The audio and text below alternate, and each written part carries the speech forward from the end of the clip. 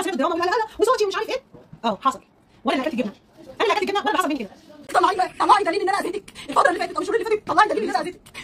تطلعي تجيبي سيره بنتي ان انا بنتي ما بتحبنيش ليه، لاقيها في الشارع بنتي مش ضرب نار وصراع رهيب جدا على السوشيال ميديا بين الشيفات، ومشاكل كتيرة جدا وصلت للمحاكم. السلام عليكم ورحمة الله وبركاته.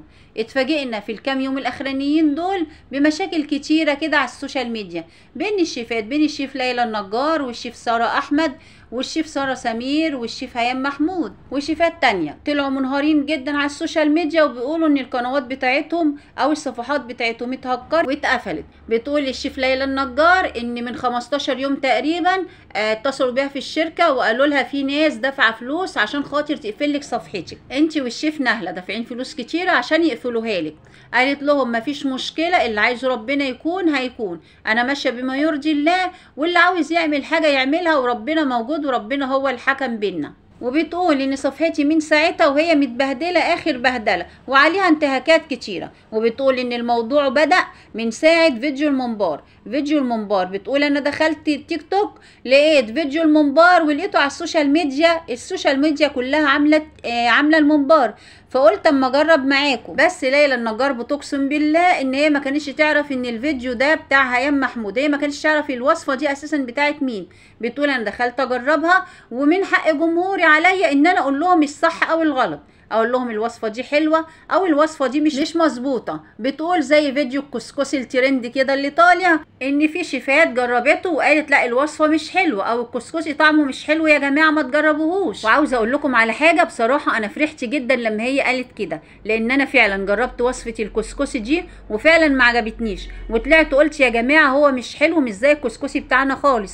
وبصراحه كنت مفكره ان انا لوحدي اللي قلت كده، وكنت مفكره ان انا لوحدي اللي الكسكسي ما عجبنيش. لما عملته فيديو ونزلته في قناتي التانية منوعات سمسمة، بصراحه كنت خايفه بقى حد يهاجمني يقول لي لا الكسكسي كويس والشيفات كلها عاملاه وجميل، وان انت بقى اللي مش عاملاه كويس وبتقولي على الكسكسي مش حلو وكده. يعني عامه انا كان رايي صريح، وان وصفه الكسكسي فعلا مش كويسه، وبدام واثقه من نفسي خلاص ما يهمنيش راي اي حد. المهم الحمد لله فرحت جدا بقى لما ليلى النجار قالت ان في ناس كمان او ناس تانية كتير قالت ان الكسكسي وصفته مش حلوه. المهم ده مش موضوعنا النهارده، احنا موضوعنا خناقات الجماعه دول مع بعضيهم. المهم هم اتخانقوا بقى امتى واختلفوا امتى؟ من ساعه فيديو المنبار اللي هيام محمود حطيته في الخلاط. بعد كده بقى هم خدوا الفيديو دون وقعدوا يعملوا نفس الوصفه طبعا، وقعدوا يحاسبنوا بقى حسبي الله ونعم الوكيل، الوصفه فاشله، الوصفه مش عارف ايه. وبتقول هيام محمود ان دي كانت واكله في بيتي عيش وملح وطلعت تقول كده عليا، والتانيه صاحبتها والتانيه فضلت تساعدها، وضربوني ضربه جامده في فيديو المنبار، وبقوا يدخلوا صفحتي وبقوا ينتهكوا الصفحه ويكتبوا لي كلام قذر جدا في الفيديوهات بتاعتي، وقفلوا لي صفحتي اللي انا باكل عيش منها، وانتوا عارفين ان انا ام واب لولادي وهي واكله في بيتي عيش وملح. بعد ده كله تعمل فيا كده؟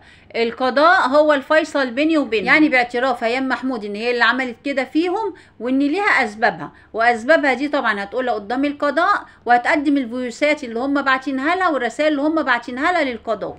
ونصيحة مني يا جماعة ما تدخلوش اي حد بيتكم وما تعرفوش اي حد اسراركم ولا اسرار حياتكم الشخصية، واحنا منتظرين رد القضاء في الموضوع، وربنا يصلح الحل للجميع. لو عجبكم المحتوى ما تنسوش تدعمونا باللايك والشير وسبسكرايب للقناة يصلكم منا كل جديد. والسلام عليكم ورحمة الله وبركاته.